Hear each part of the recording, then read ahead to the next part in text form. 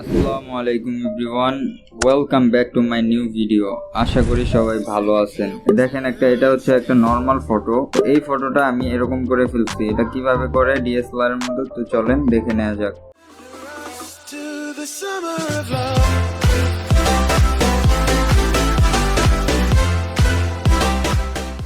প্রথমে আপনারা আমার ভিডিওর ডেসক্রিপশনে চলে যাবেন, দেন এখানে আমি লিঙ্ক দিয়ে দিব।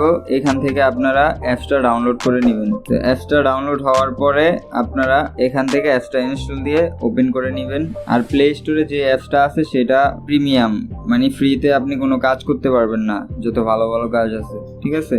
তো এই জন্য আমি আপনাদের দিয়ে দিব ডিসক্রিপশনে, সেখান থেকে ডাউনলোড করে নেবেন। নেওয়ার পরে এটা ওপেন করে দেন এইখানে এডিট ফটো অ্যান্ড ভিডিও এটাতে ক্লিক করবেন। দেন আপনারা যে ফটোটা এডিট করতে চান সেই ফটোটা এখান থেকে সিলেক্ট করে দিবেন।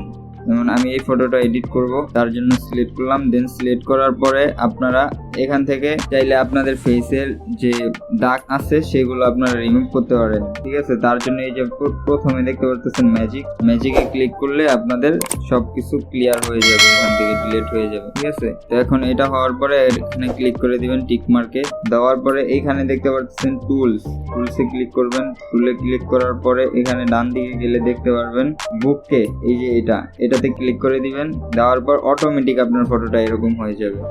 এখান থেকে আপনারা চাইলে ব্লার কমিয়েও দিতে পারবেন, বাড়িয়েও দিতে পারবেন, আপনাদের যতটুকু প্রয়োজন, ঠিক আছে।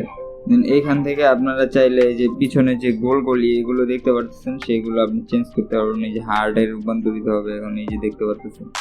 দেন এখানে এই শেপও দিতে পারবেন।